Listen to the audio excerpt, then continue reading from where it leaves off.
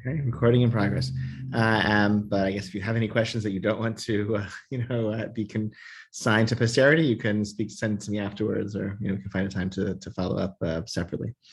Okay, so I want to share my source sheet. Instead, I don't want to share my screen with you because I find that just a little bit harder to. I'd rather just see you as much as possible. So I'm going to share the sheet, the link to the source sheet in the chat, and then you can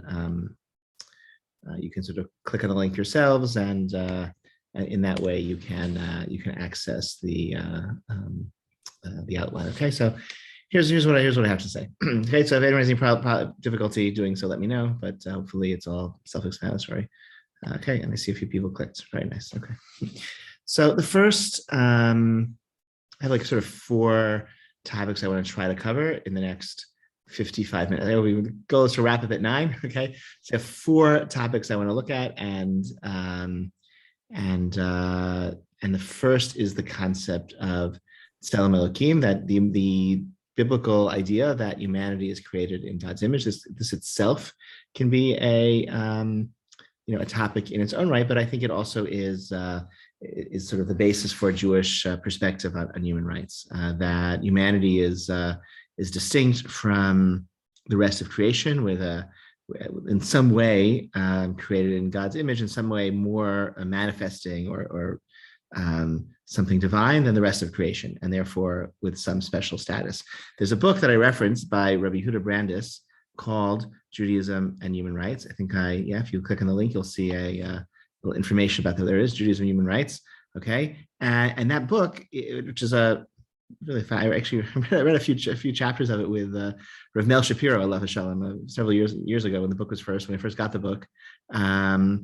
And what he does in this book is sort of present a dialectic, a sort of tension between Tselem Elokim and Goy Kadosh. Okay, so the fact that humanity is created in God's image, that's one end of the pole. Okay, and that which is which is something that every human being, no matter who they are, shares, something that therefore is going to be universal and inalienable, okay, that can't be taken away.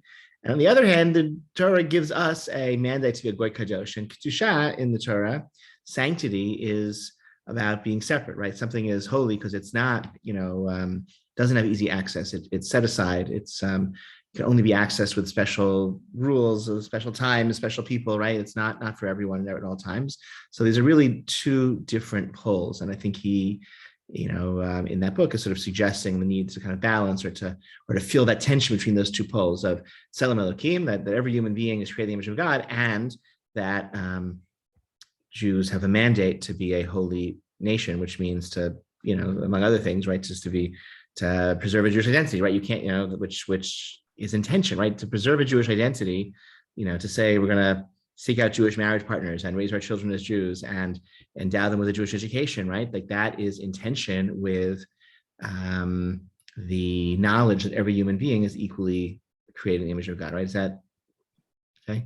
I don't see your faces. You have to say. So I'm going to guess that you're nodding enthusiastically to everything I say. If you're not, you have to speak up. Okay, since I can't see your faces. So that's an inherent tension. You see. And you see this, and I think in amongst people I'm in touch with, like I think I know parents, who are really, they're struggling they feel an ethical tension sending their kids to Jewish schools because they feel like their commitment to democracy requires them to support public school education, including for their own children. That you would pull your kids out of that seems anti-democratic and anti-egalitarian and leads to all sorts of economic, perpetuates inequality of all kinds. And they're struggling with what could justify, sending my kids to a Jewish school? So, there's different people have different answers, but one way to say it is that dialectic between Tselem Elokim and Goy Kadosh, okay? And Brandis, who wrote that book, he's writing in the context of modern Israel, where the tension is really amongst Jews, right? But let's say the Jewish majority society, but the tension is still, issues of, the the right to marriage, and whereas versus which is an issue of human rights, versus goy kadosh, which maybe is which in Israel has is filtered through the rabbanut, but it's sort of maintaining some distinct Jewish identity, and cultivating that through let's say a rabbinic oversight over matters of personal status, right? So that's where I think that's a context where that tension is really felt in modern Israel, right? Or preserving preserving a country with a Jewish majority, right? That requires restrictive immigration, pretty active discrimination. I think in most contexts we would recoil at the degree of discrimination necessary to ensure perpetual Jewish majority, right? But that's maybe no, but that's the goy kadosh aspect of that dialectic of no, we have a special identity and a special mandate to be a holy people, and which means different and distinct and separate, right? On the other hand, every human being is created in God's image with equal dignity, and et cetera. Okay, so that's the tension. That's the book. Okay, I think it's worth it's as far as I know only in Hebrew, but I think worth looking at if you read Hebrew, and maybe it'll eventually be translated. I don't know. I think actually on that link that you have here, there's a I think there's an abstract in English. I think there's so you can play around the website and see if there's something English summaries. The next, if you look at Roman numeral 1, letter B, there's a source sheet I made from a class that I taught years ago here at Anshe Shalom about what exactly it means that humanity is created in God's image. So you can see, I don't think we need to go through it again. This would be classes. I don't know, Genesis chapter 1, Genesis chapter 9, right? That all these the references to Tselem Elohim, that humanity is created in God's image. So first in Genesis 1, when humanity is created, Genesis 9, where we're told there's consequences for killing a human life. Okay, so that's also where it comes in,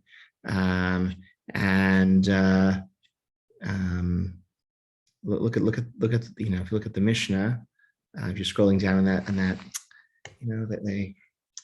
it's very annoying. Safari, the Safari update, they got rid of numbering sources. It's their the engineers are they're I think besotted with this vision of source sheets without numbers, but it's I think someone has to speak. Anyway, so Mishnah Sanhedrin, right? This is another classic source, okay, which it's worth reviewing, okay? But Kates and Maimin, how do we intimidate witnesses who are going to testify Eidin Nefashot for a capital case? So you bring them into the court and you intimidate them. You try to frighten them. Shema Tamru Ma'amad Umishmua Adam Ne'aman Shemanu, right? So maybe your testimony isn't actually testimony. Maybe it's just it's ma'amad. It's like an assessment. It's an estimation, or maybe you're just testifying something you heard, or a rumor, or something someone told you. Just know that we're going to cross-examine you. So you go forward and give this testimony in this capital case. You are we're going to cross-examine you, and maybe you don't know that, and had you, if you were aware of that, maybe you'd back down, right? They would cross-examine. They would say, tell what time of day was the crime committed, and where was the tree, and what they really, to make sure the witnesses were actually speaking the truth. And so false witness might not realize that he was going to be found out. Also, do you realize that the capital case is different from monetary? Right? If you get it wrong, so all right, you just give the money back and all's good, right? No harm done. Okay, just give the money back. Right?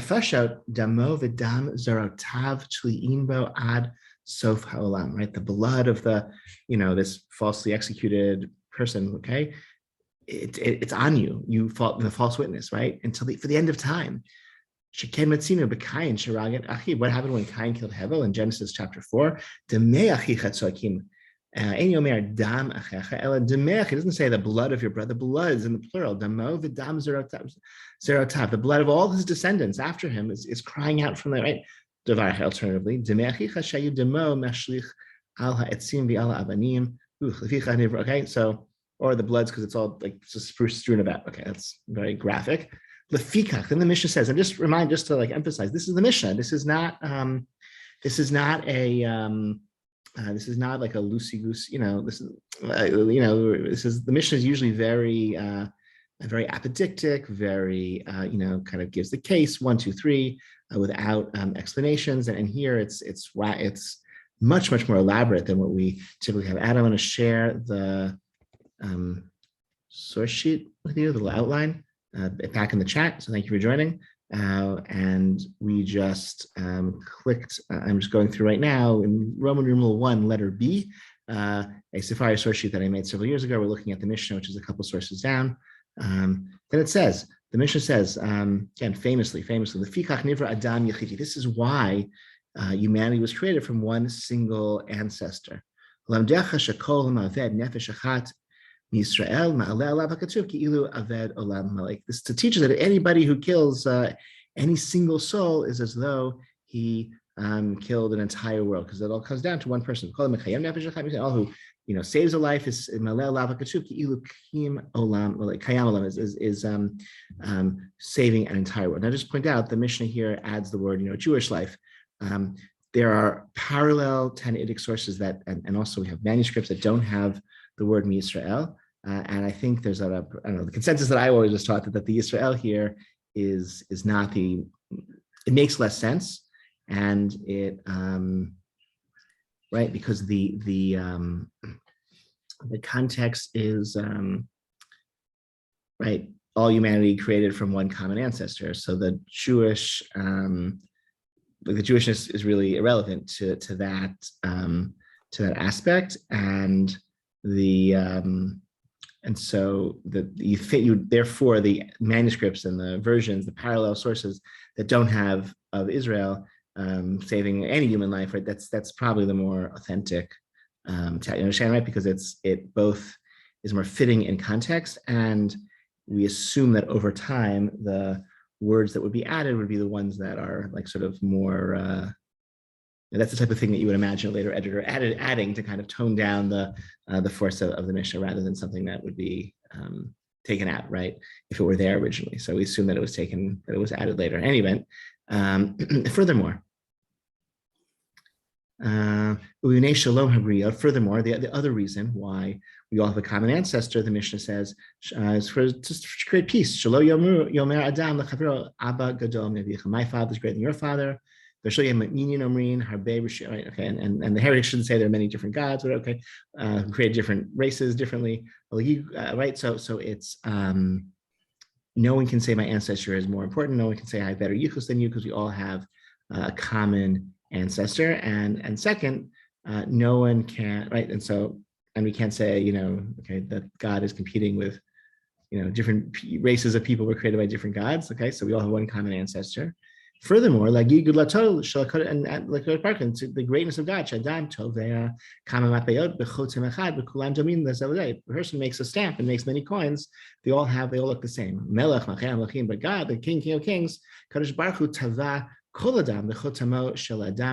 every human being is created in the chotam, the stamp, the seal of Adam Harishon, the first person. The ein echad mihen and none is like his fellow.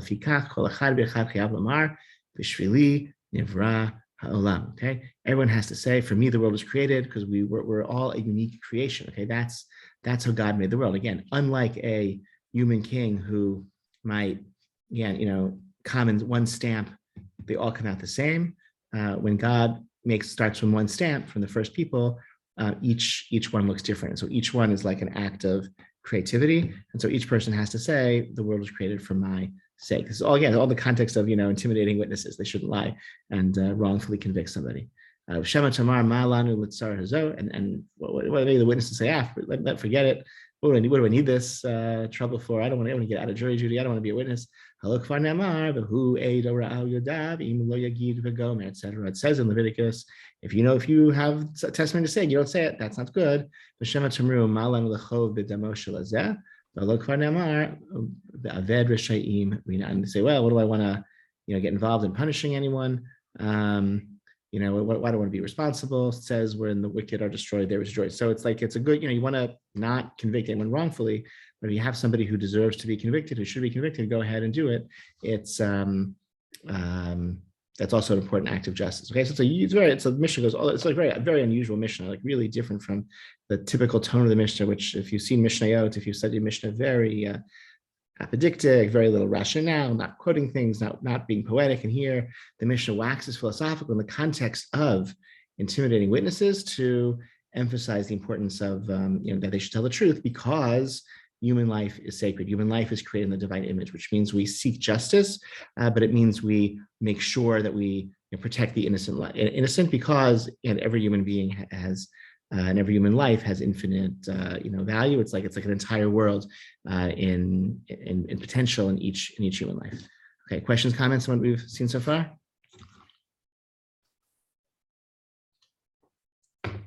Okay, that's fair. Back on skim down on the Safari sheet, just some other. So the other piece, Deuteronomy 21, right? So that you have, if you skim down a few more sources, Safari source sheet, Deuteronomy 21 talks about the the hanging of the body of the condemned criminal, and then you bury him really quickly. Okay, don't let him stay there overnight because it's klilat Elohim talui. It's a what that verse means. It's the a hanged person is an affront to God, maybe, or maybe kilalat Elohim means the curse of the judges. Perhaps it could mean that. Don't defile the land. Okay, so it's a very, very strange pasuk. We don't really know exactly what it means. One range of interpretations are like people will see the criminal, the friends of the criminal will see him there and they'll curse the judges, so take him down as soon as you can. But the Tosefta, which is the next source, brings a really different interpretation. What does Rabbi Meir says? So it's like two twin brothers. One became the king and the other became a thief. And then the thief was caught. They hang him up there. And what do they say? The passersby say, oh, the king is being crucified. It's the king because he looks the same. So just can you explain, share what is this? How does this understand the verse? What's this Kilat Elohim Talui? Do you get that's the mashal? You get the nimshal? You get the analogy? Yeah. Who's the king? Who's the thief in this analogy?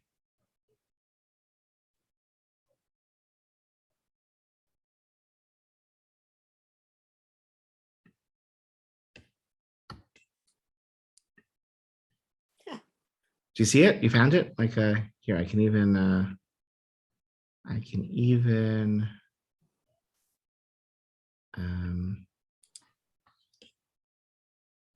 yeah.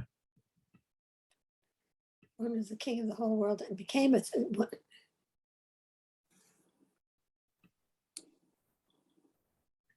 Yeah. So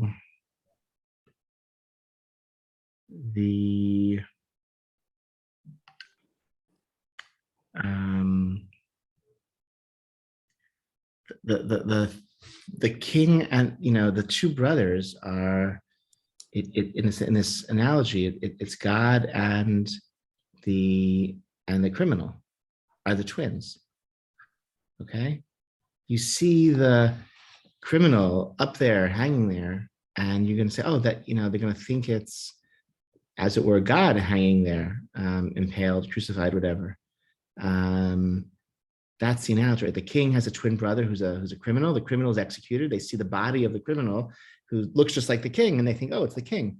Kilat Elohim Talui. It's an affront to God to have this hanged person because this hanged person looks like God in some way. I think it's a pretty radical implication of this notion that humanity is created in God's image. Okay, that somehow we look like God. Okay, I don't know what that means.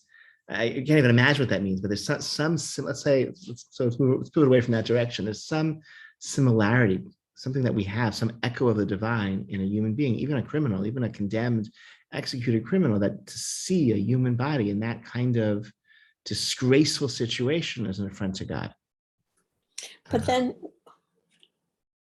wouldn't it then mean that it would be, in my mind, just a statement against capital punishment, because if each of us looks like God, Yep. then there is no, it just speaks against having capital punishment altogether.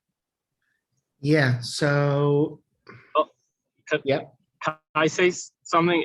I'm sorry, I'm actually in the car to pick up my in-laws at Midway Airport, so I'm a little weird. But Okay. Linda, to politely disagree with you, I think back to like he say like it, to hang. You see someone hanging, you need to bury them. You need to take the person down from the hanging and bury them before sundown. If not, it will be a desecration. And thinking back to like, Deuteronomy maybe talks about cases where you legitimately kill and stone people. I don't know, right? Like not very often, once in every Sanhedrin, right? And two, like if you do it, so Linda, maybe because that person you killed is in God's image, which is why the Torah D'Oraita law of you need to bury them before sundown. So like, how does that jibe with this? Like a provision in the Bible that like supersedes the oral Torah, but yet supports it too. I don't know. Yeah, I think I could agree. You're sort of both right. I think this is a this theology of humanity and divine image. So first, look, as we saw in Genesis, the Torah introduces capital punishment as a consequence of humanity being created in divine image. You have to punish. You have to do. Killing a person demands an ultimate punishment because the value of human life is so great, which is a little paradoxical, right? It's like we have to kill someone to show that killing someone is really bad, right? It is a little bit of a paradox, but that's there in Genesis 9, up there on the top of the source sheet, right? We call shefech dam right? All who killed, right? There's that's right? Because of that divine image in the victim, we have to execute the criminal. Here it's saying, nonetheless, the executed criminal, like that body has to be buried right away because people, it's like, yeah, it's an affront to God to kill him, the criminal, but once you do it, like dispose the evidence right away. And I would say, and furthermore, if you ever take the time to go through in the Mishnah, even this the Mishnayot of Sanhedrin, where it describes the capital punishment, all of them are carried out in ways that are not what you would literally, so you read the Torah, stoning, decapitation, burning, right, strangulation, they seem, you'd imagine what they would entail, and none of them are what you would imagine. They're all methods of execution that preserve the bodily integrity of the condemned person more than you would expect based on the psukim alone. So it seems like that tension is there, right? Like because the victim is created in divine image, we have to carry out an ultimate punishment, but because the criminal is also created in the divine image, we have to treat their body with a certain amount of reverence, which means the method of capital punishment is a little bit more humane. I wouldn't say the wrong word, but just, I don't know, whatever, refined or something, less destructive, and we bury them right away. And this is the source for burying everyone right away.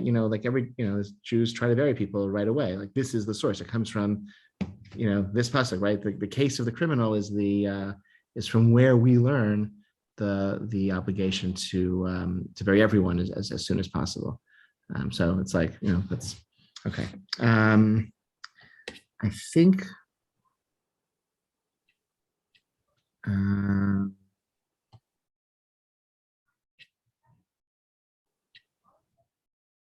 Yeah, so let's skim. If you go down to the Yerushalmi, Jerusalem Talmud, and Nedarim 9:4, first further down on that source sheet.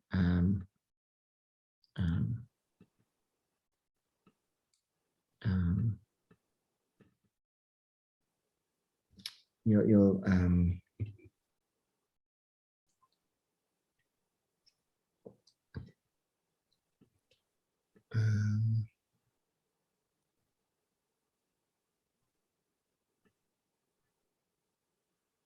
sorry. You'll see the Halakhah Kamocha. Rabbi Kiva Omer Zeu Klal Gadol b'Torah. Okay, so for famous. Okay, say what Rabbi Kiva says: "Love your neighbors yourself." In Leviticus 19, that is the Klal Gadol of the Torah. That is the major Klal of the Torah.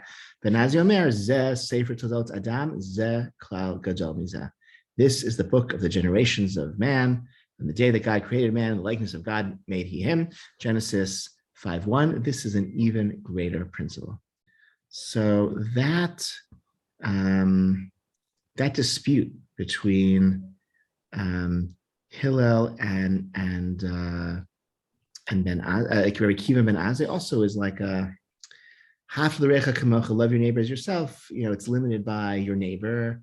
It's limited by your, as yourself. What if you don't love yourself? Okay, and we also know what does it mean? A lot of other questions about that pasuk that are raised by all the commentators for thousands of years. But I think for our purposes, the limiting factors of if you don't love yourself, then like maybe you're off the hook. And B, l'recha, it seems to be limited to people who are your neighbor, right? Which can maybe people who are like you, people who deserve it, people who maybe they're also Jewish, or maybe they're even more closely related to you, connected to you. Then Azai says, no, Zeh Sefer Todot, this is the book, meaning the Torah, that is the book of humanity, okay? And humanity is created in God's image, every human being, okay? So that's a basis of our like foundation. The Klal Gadol of the Torah is a universal, something universal, okay? I don't want to re-give this shiur on Tzelem Elokim and creating God's image. I want to sort of present that as like one like important cornerstone of thinking about human rights. Human rights are universal. Human rights are thing, right? Every human being has them, deserves them, regardless of their piety, regardless of how they live and their values, and certainly regardless of their their race, religion, and and gender. All right, there are no distinction of human beings that are relevant when sort of factoring in issues of human rights. And I think that Tzelem Elokim is like the theology of the Jewish theology of human rights, that every human being, whoever they are, is like has this divine image, whether it's the condemned, executed criminal, whether it's their victim, whether it's your neighbor or someone who's not your neighbor. Okay, they're all this created in the divine image.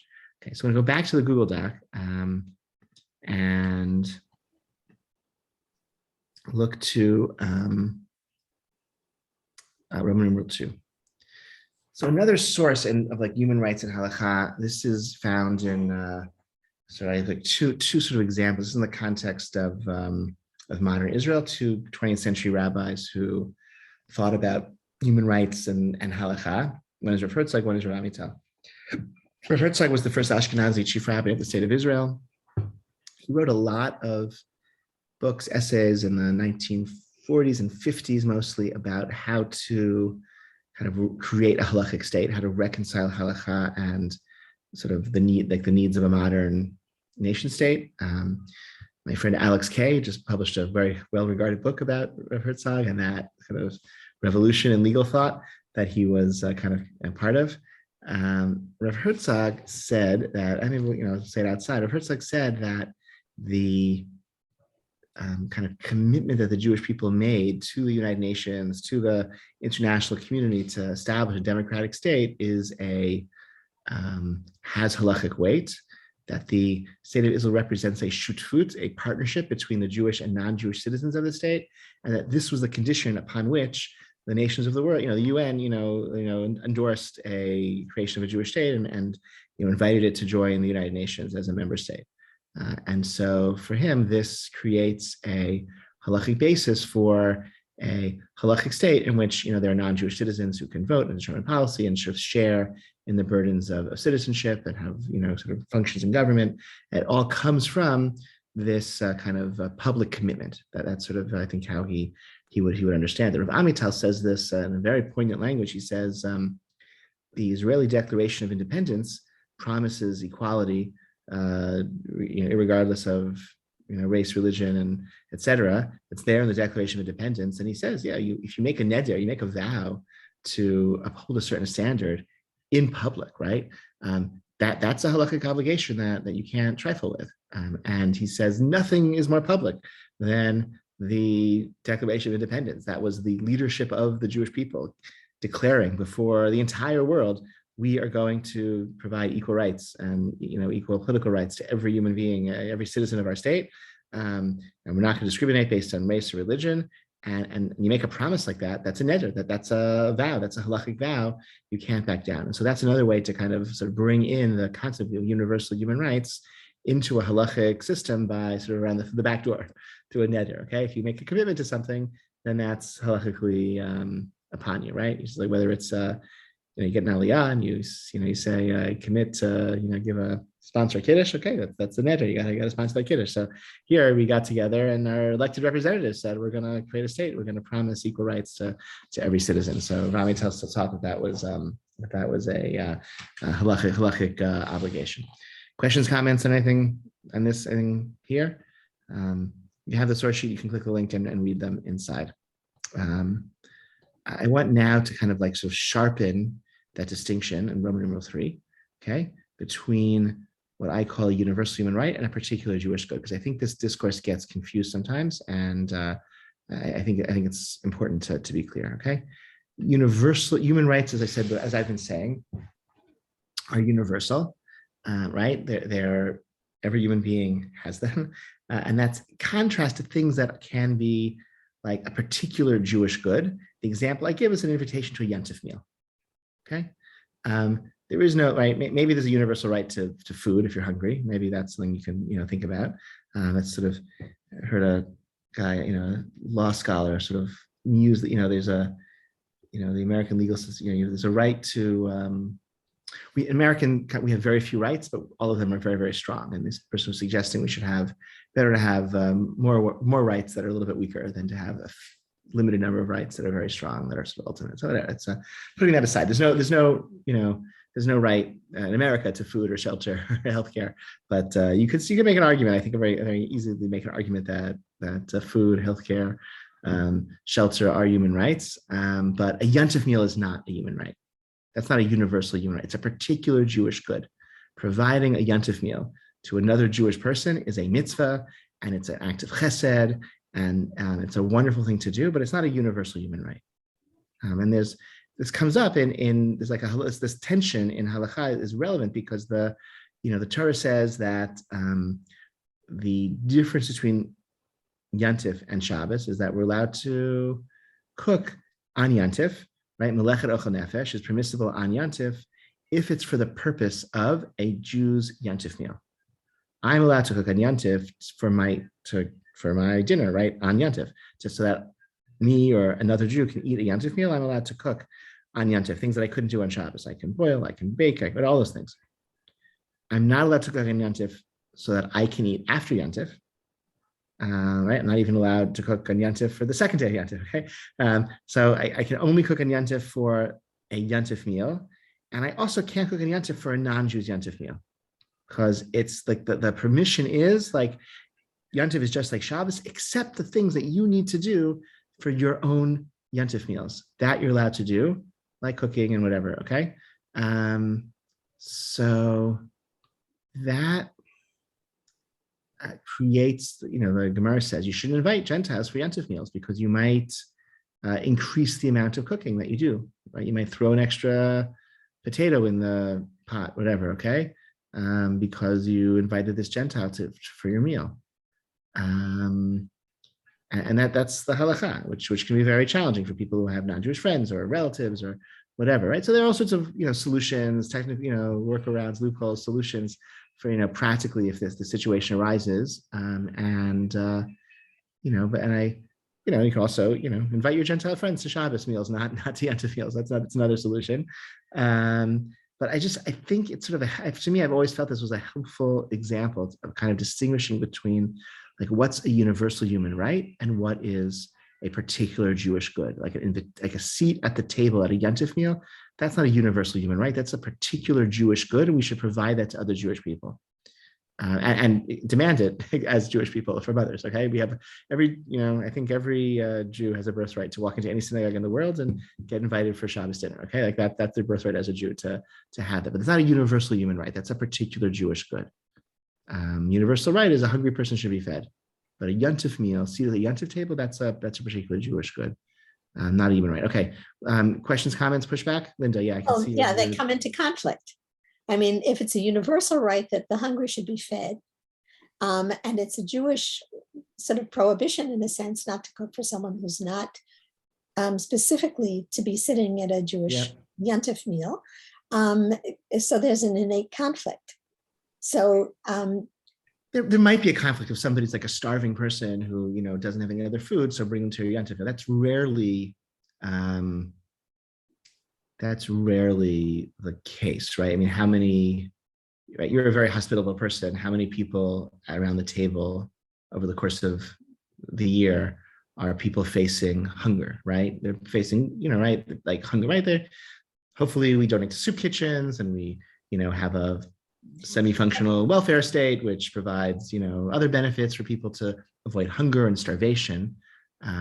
Our Shabbos and Yontif invitations are rarely, I mean, thank God, we're in a very affluent society, or they're rarely about hunger. If you see somebody like hungry on the street and you're on your way home from shul and you invite them to come join your Seder, that would be a case where like feeding this hungry person who has a human right to be fed would be in conflict with like this halachic idea. And so that would be like but that's a rare situation, right? I don't, even well, very it may be rare for us, but it may not be rare, in another situation. I mean, even if you're in I don't know, in Kiev or in other places where the Jewish community is being helped to have a bit more.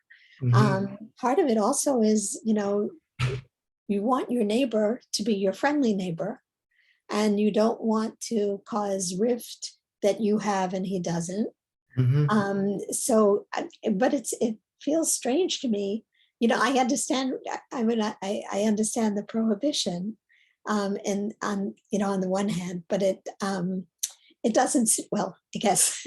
Yeah. So I think if there's goodwill, there are ways to, you can invite your neighbor to Shabbos, not to the Seder, right? Invite your neighbor to Shabbos lunch, not to Yontif lunch. I think that, there are ways to, and give generously to the Lakeview pantry so that that in your neighborhood there's like an abundant, and organized politically for more generous food stamps and welfare payments so that in your neighborhood the people aren't starving. Okay, whatever it might be, but a Yontif meal is a particular Jewish good. That's an intimate moment, not a.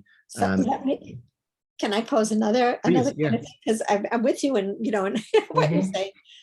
What happens when you have an intermarried couple, or some situation where you're, I mean, okay. Yep. So that does come up. That's like taking us a little bit off topic, but I just say, come speak to me when it when it emerges, and when we solve those problems creatively, and there either we solve those problems. One way is you don't, you're allowed to feed them if they show up. You just can't extend the invitation according to the Gemara. So maybe and you're careful not to cook extra for them. You cook in abundance, so there's plenty of food. You don't extend a formal invitation. You just tell them what time dinner's served, and or maybe you treat the meal like a Shabbos meal and you don't do any cooking at all. You just you cook everything in advance and you use a blech and and you write all sorts of creative solutions to enable those those situations are common, and we solve those problems in sensitive and deft ways. But just as a conceptual point, I find it helpful. And here's a more controversial example. Even more controversial example. I think there's a lot. Oh, sorry, Marilyn. Before we go on, yes, you're raising your hand. Hello. I was invited to somebody's house a number of years ago for Rosh Hashanah dinner, and they live on the 11th floor, and the doorman was going to, push the buttons in the elevator for anybody who wanted it. So, but going back, people said they can walk down. And I had asked in advance, is anybody not Jewish coming to press the buttons for me? And anyhow, there was a man that was married to a non-Jewish woman and she pressed the buttons. So either I don't know who your host was, and I don't know if it's not uncommon for there to be Gentiles at our Yontif meals. So either your host didn't know about this or your host did know about it and found some solution or spoke to somebody. I can't comment on the circumstances, but it's not uncommon for there to be non-Jews at our meals. And, you can decide for yourselves, how much you want to accommodate this, these halachot in advance, of your meals or not. Like that's, but on the source sheet you can see a link. You can find you can see I gave a link to the Shulchan Aruch if you want to, do further study on this topic. What was there's some fun, whatever. Okay, so it's better that I just say I once worked when I was a student, I was like hired to like run like a Shabbos service. So the rabbi was away. I guess I was covering for him at this it was a shul that like met in a rented space. So they like brought in all the furniture on Friday and like took it out of storage, set up the bima and the chairs and the chitza and like the Aron Kodesh was all like taken out of storage. And then in this like big rented space. And then after Shabbos, it all got packed away. So I was the rabbi by myself, I guess, for a Shabbos. The rabbi was on vacation or traveling or something. And there was like a custodian who was like helping me out and turning on the lights and like, sort of, he was like there, sort of throughout Shabbat. At the end of Shabbos, he came up to me with a bencher and he said, "Is it okay if I take this home? Because, my ones at home are kind of worn out. They're kind of old and I kind of ready for a new one." And I was like, oh my goodness, like, what? So okay. It happened. And a similar thing happened when we worked at Princeton. There was the woman who was hired by like the work study, student she was hired by the dining hall to like swipe people's cards, who Friday night dinner, who the ones who weren't the Shomer Shabbos students who weren't going to swipe their cards themselves to get into the dining hall, they could hand the cards to this person. She would swipe it for them and find a way, whatever. And she, she showed up on Friday afternoon at Hillel, the kosher dining hall, to like get ready for her job, and she was wearing like some like Hebrew language T-shirt. Somebody, the Mashgiach, called me and said like the student is working for the dining hall, she's wearing a Hebrew T-shirt. What should I do? So we resolved that also deftly and sensitively. I hope that. So anyway, so here's a more controversial example. Okay, there's the for like decades there's been a controversy about access to the Kotel for women of the wall and other types of groups that are daven, want to convene for public prayer in ways that the rabbi of the Kotel doesn't endorse. And they sometimes frame their struggle as a struggle of human rights, right? Like they have a right to the free exercise of religion, which I think on anyone's short list of universal human rights would be the right to practice one's religion. And so like we were being denied, they say, our right to practice our religion, which our form of Judaism is, consistent with the way that we're davening at the Kotel, and you're denying that from us. And I think davening at the Kotel in the way that you wish, that's more like a Yontif meal. It's a particular Jewish good, not a universal human right. I don't think there's the right to practice your religion freely. That's a universal.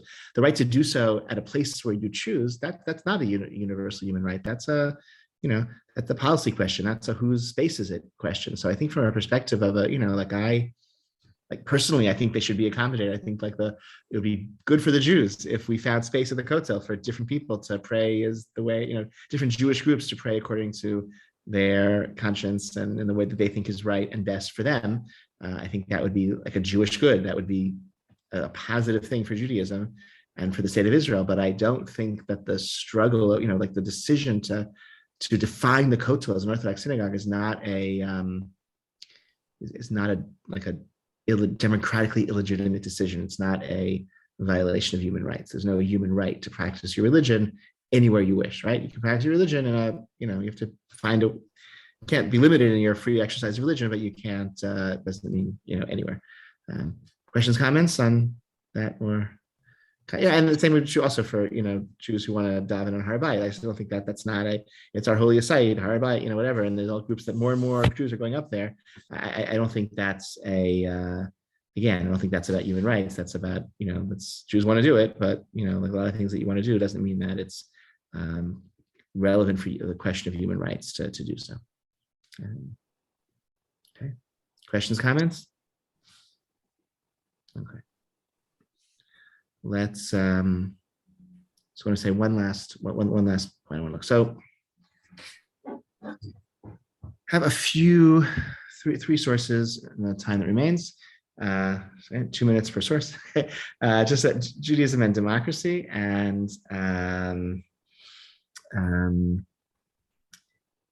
So here it says, okay, so there's also more, all each of these like avenues for this. So Joe Blitstein's article, Halakhah and Democracy, he published it in two different, okay, I have like one that was published in Tradition, and it was also in the Orthodox Forum book. He says, Judaism doesn't necessitate democracy, right? Like Judaism emerged in a non-democratic society. You can't say that Halakhah obligates democracy. What you can say is that Halakhah, is consistent with democracy, or democracy is consistent with a halachic worldview and lifestyle. You can even say that democracy is coherent with, right? He has very felicitous language for saying this. I'm going to click on the link actually and just remind me how he says it. He says, okay.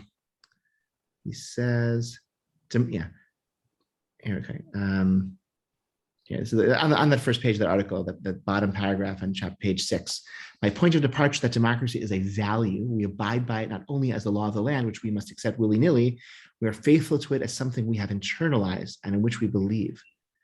Nonetheless, I do not intend to commit myself to the proposition that democracy is the inevitable conclusion of Jewish political thought, nor do I wish to argue that it is historically developed out of Jewish thinking and behavior. I would say, though, that democracy is profoundly coherent with much of the basic structure of the Jewish worldview, and that we find in our commitment to democracy a concrete, specific expression of ideals that are central to our view of ourselves as Jews. I think that's like a beautiful, I just love it. And he was a great writer. He died a year or two ago. He was a tremendously important scholar. And I think this article, just really, really clear writing, very helpful writing, right? You don't say, you can't be intellectually honest and say that democracy emerged from Jewish sources. You can't be intellectually honest and say that Judaism always, requires democratic, government. That's not intellectually, but you can say that democracy is an expression of our Jewish values, that it coheres well with our Jewish values, that you can say, and you can say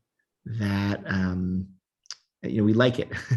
The other analogy he gives, he talks about, monogamy is an interesting example that he gives, an analogy. Monogamy is, that whatever people, a lot of conservative activists say that biblical marriage is one man and one woman. No, that's not true.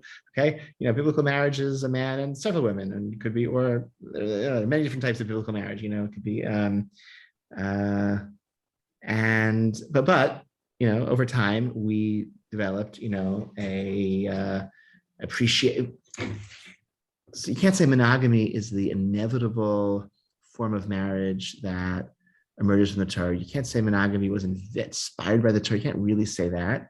You can't say the Torah requires that as the only type of marriage. What you can say is that monogamy is something that is an expression of religious values for us, I think universally, that it is coherent with our understanding of what the Torah wants us to achieve and attain, right?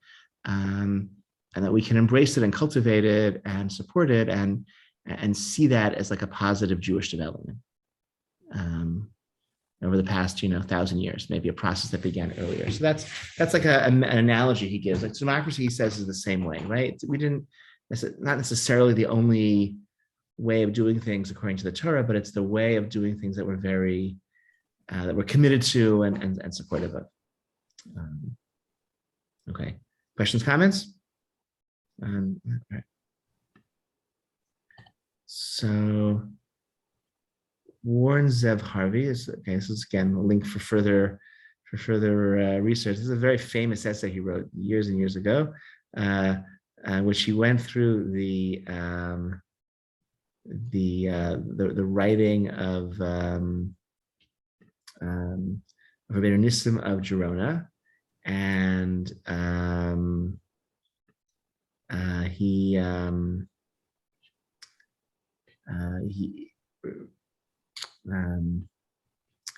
Nissim of Gerona, and he identified a series of, like he calls, liberal democratic themes in his writing. He wrote like in particular one drasha that he wrote about Parshat Shoftim, where he explains his theory of government, and Warren Zev Harvey, who sort of distills from that like various liberal democratic. For example, right, the Torah has all of these like very high standards of evidence to convict someone of a crime, 2 witnesses, etc. They have not related to each other. They have to warn the criminal before he does the act, and very, very high standards of evidence. Adam made reference to that earlier, right? Maybe Jewish courts convicted somebody once every 70 years, like very, very rarely. So warns, so the Rabbeinu Nissim of Gerona in the, whatever, in the Middle Ages says that that's like the rule of the Torah. That's justice, but the king can punish people by his own rules in order to make sure that there is law and order, and like the society doesn't fall apart, right? People who couldn't be, so that's like a very interesting like political understanding that the Ran develops. It's sort of famous, in Jewish thought as like Jewish political thinking. There's like the Mishpat Tzedek of the judges, and then there's the Mishpat HaMelech. The king then punishes and acts to protect, the general welfare independently. So Warren Zev Harvey points out, Professor Harvey, that there's he's identifying this high standard of evidence with Mishpat Tzedek, with justice, and so he's saying this like sort of the beyond a reasonable doubt, beyond a reasonable doubt. That is justice. And so justice is sometimes in tension with law and order. And okay, the king has to maybe have some ability to act independently, but all of these extreme rules of the Torah about evidence and punishment, these are themselves, these are justice. So that's one of the liberal democratic themes in the Ran. He identifies, I think, 9. And I think that's also sort of a helpful collection of sources. And the other, finally, the last source on the page, I have a link to an article by Gil Pearl, who subsequently wrote a biography of the Netziv, and the